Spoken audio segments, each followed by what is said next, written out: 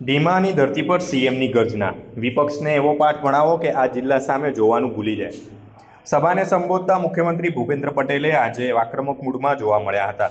તેમણે વિપક્ષ પર આકરા પ્રહારો કરતા કહ્યું કે વિપક્ષી નેતાઓ માત્ર ચૂંટણી તાણે જ દેખાય છે અને હાર્યા પછી 5 વર્ષ સુધી ગાયબ થઈ જાય છે. તેમણે મતદારોને અપીલ કરી હતી કે ભાજપના ઉમેદવારોને એવી જંગી બહુમતીથી જીતાડો કે બીજા પક્ષો આ જિલ્લા સામે જોવાનું પણ બંધ કરી દે.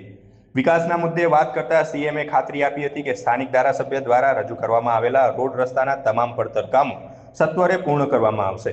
કેન્દ્ર અને રાજ્ય સરકારની ડબલ એન્જિન સરકાર ગુજરાતના ખૂણે ખૂણા સુધી વિકાસ પહોંચાડવા કટિબદ્ધ હોવાનું તેમણે પુનરોચ્ચાર કર્યું હતું.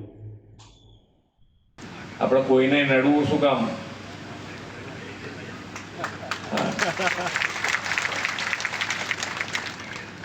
ઇલેક્શન આવે એટલે તમને બધું સાંભળવા મળે.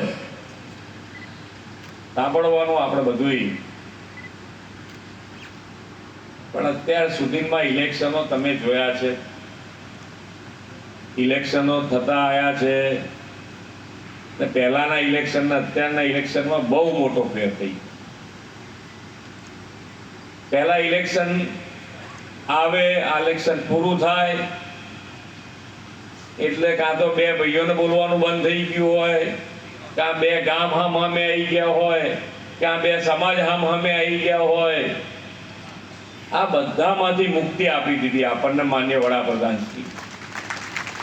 કેમ કે હવે વિકાસની રાજનીતિ ઉપર બધા જ ઇલેક્શનો લડાય છે. કોઈ પણ હોય, સ્થાનિક સ્વરાજ્યની આપણા ગુજરાતમાં ઇલેક્શન હોય, વિધાનસભા હોય કે સાંસદના ઇલેક્શન હોય, એ આખા દરેક રાજ્યમાં પણ વિકાસની રાજનીતિ ઉપર આ ઇલેક્શન લડાય. આખું પરિવર્તન જેને કહેવાય લાયા હોય એવા આપણા વડાપ્રધાન છે. અને ઘણો બધો ફાયદો આજે આપણને ઇલેક્શન જશે, એમના વિચારો વિપક્ષના ઉમેદવારો આવશે, એ તમારા મારી ખામી બતાવશે, પણ તમને જે જનૂનથી એકબીજાની સામે આવી જતા હતા, વેરભાવ જે થઈ જતો હતો, એ બધામાંથી મુક્તિ થઈ. ઇલેક્શન પત્યા એટલે પછી બધા ભેગા શાંતિથી કામ કરી શકીએ એવી આ વિકાસની રાજનીતિ માન્ય વડાપ્રધાનશ્રીએ શરૂ કરી. અને વિકાસની રાજનીતિથી આપણને બધાને ફાયદો થયો કે બધા જ પાર્ટીઓ, કોઈ પણ પાર્ટી હોય, તે પાર્ટીને તમારી પાસે આવવું હોય, મતદાર પાસે જવું હોય, નગરજનો જોડે જવું હોય, તો એને કહેવું તો પડે ને કે મેં શું શું કર્યું. ભાઈ 5 વર્ષે 30 વર્ષથી ભારતીય જનતા પાર્ટી ઉપર આપ બધાએ જે વિશ્વાસ મૂક્યો છે, જન સમર્થન કર્યું છે, એ બધું જ જન સમર્થન તમારી પાસે અમે વિકાસના માધ્યમથી તમારી પાસે પાછું લાયા છે. અને તમે અત્યાર સુધીના બીજા બધા ઇલેક્શનો, જેટલા ઇલેક્શનો 30 વર્ષ એટલે કેટલા ઇલેક્શનો આવ્યા, આ બધા ઇલેક્શનોના વિપક્ષના ઉમેદવાર ખાલી શોધી કાઢો કે ઇલેક્શન પછી તમને મળવા ક્યારે આયા.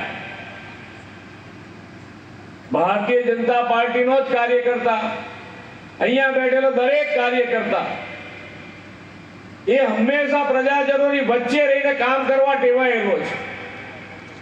અને એ જ પ્રજાજનોના ફીડબેક અમારા સુધી પહોંચે અને એ જ સારું કામ અમે કરી શકીએ. એનું કારણ જ એ છે કે તમારા થકી ચાલતી સરકાર છે. એટલે આપણે એકબીજાની જોડે નાતો બંધાયેલો રહે છે. તમને અમારા ઉપર વિશ્વાસ, અમને તમારા ઉપર વિશ્વાસ. આ નાતો એટલે બંધાયેલો રહે છે. અને માનનીય વડાપ્રધાન શ્રી એ હંમેશા કે કોઈ નાનું કામ હું વિચારતો નથી, હું જ્યારે વિચારું ત્યારે મોટું વિચારીને જ કામ કરું છું. અને એનો ફાયદો જે ગુજરાતને સૌથી વધારે થયો છે, સૌથી વધારે લાભ માન્ય નરેન્દ્રભાઈનો જો કોઈને મળ્યો હોય તો એ ગુજરાત રાજ્યને છે. ગુજરાતની પરિસ્થિતિ કેવી હતી કે એમાંથી બહાર નીકળ્યા આપણે બધા. ના પાણીની વ્યવસ્થા હોય, ના લાઇટની વ્યવસ્થા હોય, ના રોડ રસ્તા હોય, જ્યાં મૂળ જરૂરિયાત છે એ નહોતી. અને કેટલાય વર્ષો શાસન ચાલ્યું છે, નથી ચાલ્યું એવું નથી.